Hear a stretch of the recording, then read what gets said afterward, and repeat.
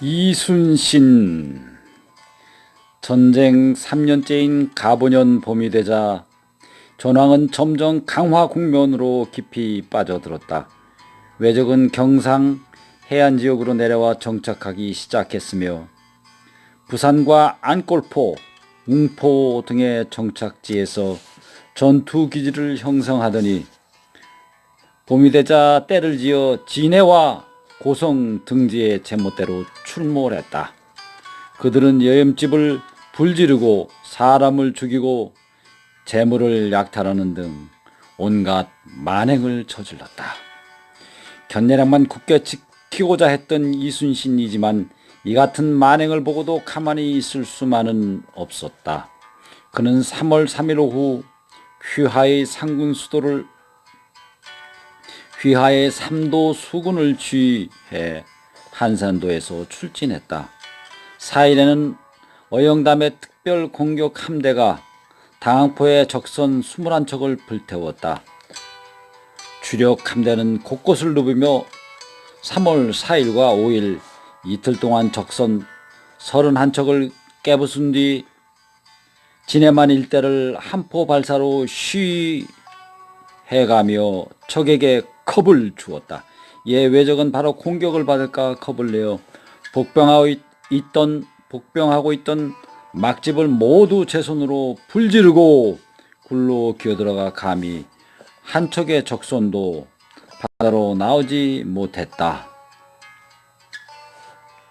그해 3월에 치른 이 당항포 전투는 이순신이 삼도 수군 통제사가 된 후 최초로 거둔 승첩으로서 그 의미가 크다.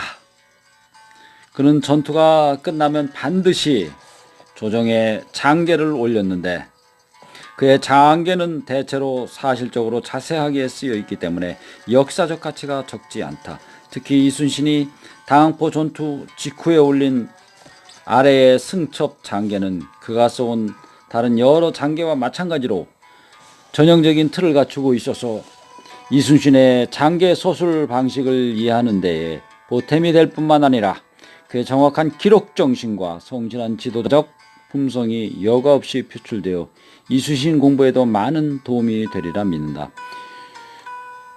주요 부분만 인용해보면 다음과 같다.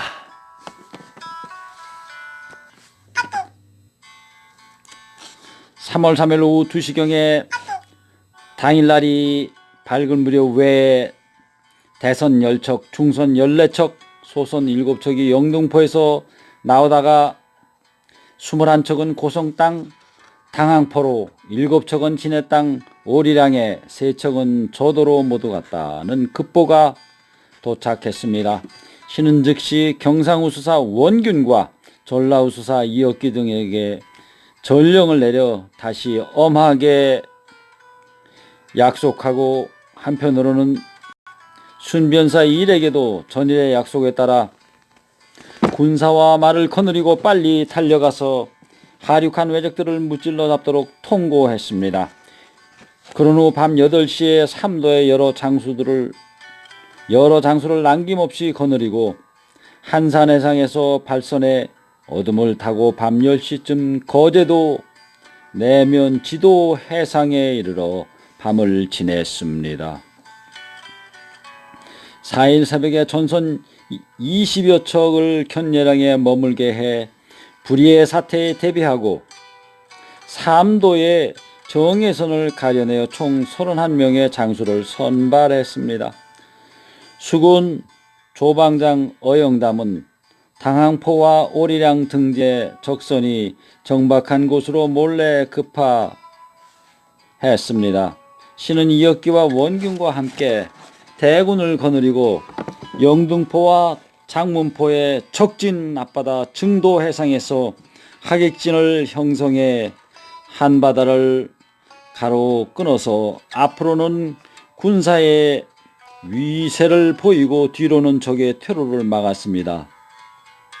그러자 외선 10척이 진해 선창으로부터 나와 기슭을 끼고 행선했고 조방장 어영담이 거느린 여러 장수가 일시에 돌진해 좌우로 협공하자 6척은 진해 땅 읍전포에서 두 척은 고성 땅 어선포에서, 두 척은 진해 땅 시긋포에서 모두 배를 버린 채 무수로 올라가 남김없이 대파 분멸했습니다. 이때 녹도만호 송효종은 외선의 포로로 잡혀있던 고성 정병 신검원 진해 관비 군군과 함한 양갓집 딸 남월 등을 빼앗았습니다. 나머지 포로로 있던 2명은 외적들이 머리를 베어버리고 갔습니다. 당포에 유박한 외선은 대중 소선을 아울러 21척이었는데 외적들은 불타는 연기를 바라보고는 모두들 기운이 꺾여서 스스로 세력이 궁함을 알고 하륙해 결진했습니다.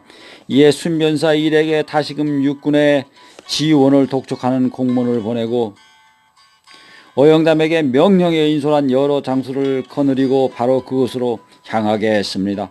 하지만 마침 저녁 추수가 이미 나가고 날조차 어두워서 진격하지 못한 채 위의 당항포 포구를 가로질러 막고 밤을 지냈습니다. 다음 날인 5일 새벽에 신과 이어끼는 한바다에 결진해 밖으로 들어오는 적에 대비하고 어영담은 여러 장수를 거느리고 포구 안으로 들어갔습니다. 그런데 이날 오후 2시에 도착한 어영담 등의 급보에 외적들은 모두 도망해 버렸고 외선 21척은 기아와 왕죽을 만제한 채 열박해 있었으므로 모두 대파 분멸했다라고 했습니다. 또한 전라우수사 이역기도 여러 장수가 보고하는 바에 따라 역시 같은 내용으로 보고했습니다. 마지막 숨만 붙은 남은 외적들이 감히 항전을 못하고 배를 버린 채 밤중에 도망한 것입니다.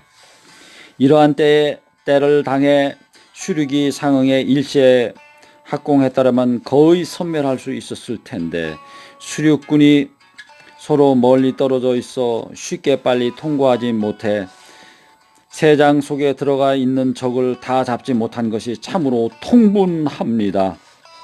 그러나 고성과 진해로 횡행하며 기세를 드날려 보였으니 적들이 이후로는 스스로 뒤를 돌아다 보게 되어 제멋대로 드날지 못할 것입니다.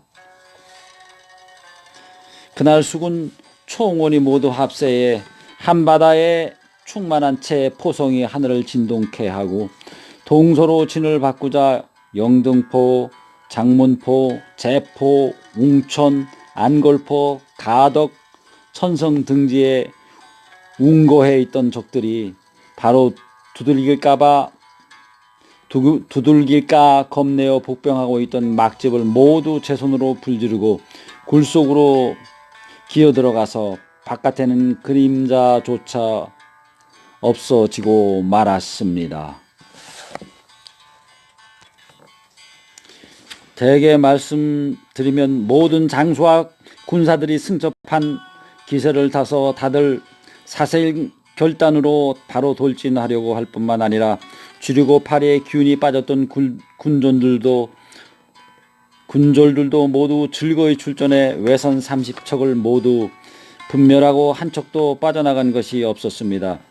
그대로 장문포와 영등포의 적들을 차차 무찌르려고 계획했지만 수군에 소속된 나주 이상 9골은 전선을 더 만드는 것은 고사고 원래 있던 전선까지도 모두 오늘까지 돌아오지 않고 그 도의 각 포구에서도 역시 각 고을에 수군을 징집해 보내지 않았으므로 정비되지 않고 있습니다.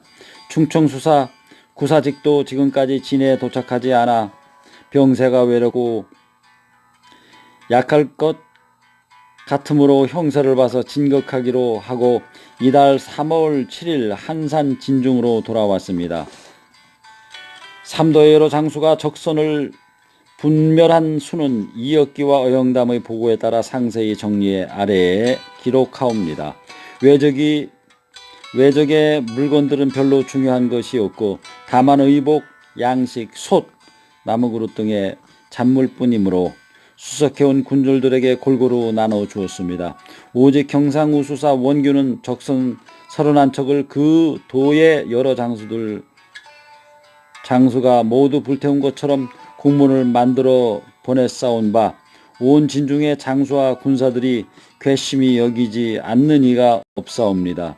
이는 조정에서 참고해 처리해 주시도록 아뢰옵니다. 여러 장수의 공적 기재 등 이하 생략.